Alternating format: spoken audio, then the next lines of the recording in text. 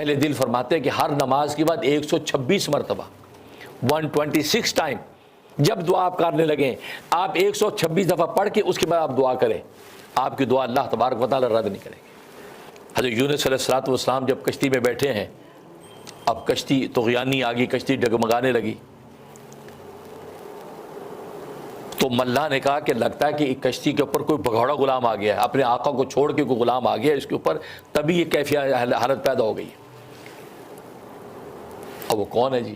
حضرت یونس صلی اللہ علیہ وسلم نے سوچا کہ وہ تو میں ہی ہوں، میں اللہ کے امر ثانی سنے بغیر نکل آیا ہوں۔ کہا کہ میں ہوں۔ کہتے نہیں حضرت آپ کیسی بات کر رہے ہیں؟ نہیں میں ہی ہوں۔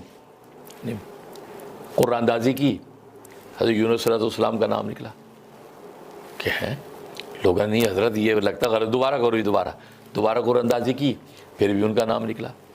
اب سب لوگ حیران کہ آپ تو اللہ کے نیک پارسا آدمی ہیں اور وقت کے پیغمبر ہیں، نینوا کی بستی کے آپ تو نبی ہیں، یہ کیا بات ہے؟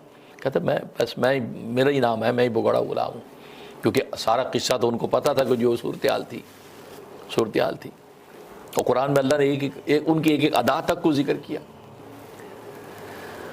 تیسری مرتبہ پھر قرآن اندازی کی، پھر بھی ان کا نام نکلا۔ اب لوگوں کو سمجھ میں نہ آئے کہ یہ کیا ماجرا ہے۔ چنانچہ یونس صلی اللہ علیہ وسلم نے فیصلہ کیا کہ میں ہی وہ بغیر غلام ہوں، اپنے آقا کی سنے بغیر بھاگ آیا ہوں، یہ کہہ کے آپ نے جو ہے چھلانگ مار دی۔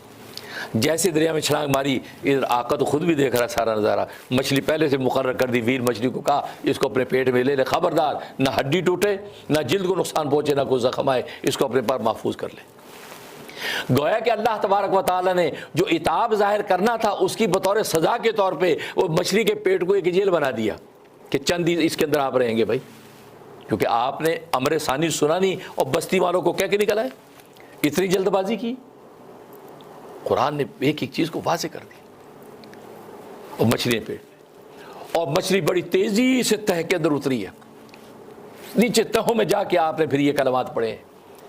اس لیے علماء فرماتے ہیں یہ کلمات ہیں، آپ اپنے ان گناہوں کے بارے میں جو آپ جانتے ہیں یا نہیں جانتے ہیں، بس ان کلمات کا ورد شروع کر دیں، اللہ تبارک و تعالیٰ جب آپ کے گناہوں کو معاف کر دیں گے تو آٹومیٹکلی آپ کی زندگی کے سارے کونے خود بخود درست ہو جائیں گے۔ لہذا یہ سورہ یونس کی یہ جو آیت، یہ حضرت یونس کی یہ جو دعا ہے، لا الہ الا انت سبحانک انی کنت من الظالمین، اہل دل فرماتے ہیں کہ ہر نماز کے بعد 126 مرتبہ 126 ٹائم جب دعا آپ کرنے لگیں، آپ 126 دفعہ پڑھ کے اس کے بعد آپ دعا کریں، آپ کی دعا اللہ تبارک و تعالی رد نہیں کریں گے۔ خود نبی نے فرمایا کہ یہ آیت کریمہ پڑھ کے جو دعا کرتا ہے اللہ تبارک و تعالی اس کو رد نہیں فرماتے، اس کی دعا قبول ہو جاتی ہے۔ جو مانگا جاتا ہے اس کے ساتھ اللہ تبارک و تعالی عطا کر دیتے ہیں۔ تو آج اگر ہماری زندگی کے اندر جو نشیب و فراز ہیں، جو مسائل کوئی قانونی ہیں، کوئی آئینی ہیں، کوئی جسمانی ہیں، کوئی نفساتی ہیں، معاشرتی ہیں، خاندانی ہیں، ہر آدمی کے ساتھ پرابلمز ہیں، وہ سوچے کہ یہ میرے اپنے کسی عمل کا رد عمل ہے، اب وہ عمل کیا ہے مجھے کچھ پتہ نہیں جس وجہ سے ہے، لہذا اللہ تبارک و تعالیٰ کی رجوع کروں۔ جیسے خود سرکار دو عالم صلی اللہ علیہ وسلم نے عملاً ہمیں یہ تعلیم دے دی کہ طوفان، آندھی، زلزلے کی صورتحال دیکھتے ہیں تو جلدی سے مسجد کی طرف نماز کے لیے دوڑتے ہیں۔ کیا مطلب ہے کہ یہ آندھی، یہ طوفان، یہ دریا، یہ طغیانیاں، یہ زلزلے، یہ سب اللہ کے قبضہ قدرت میں ہے، میں اللہ کو جا کے مناؤں، اللہ میرا مان گیا تو یہ سب کا سب چھٹ جائے گا۔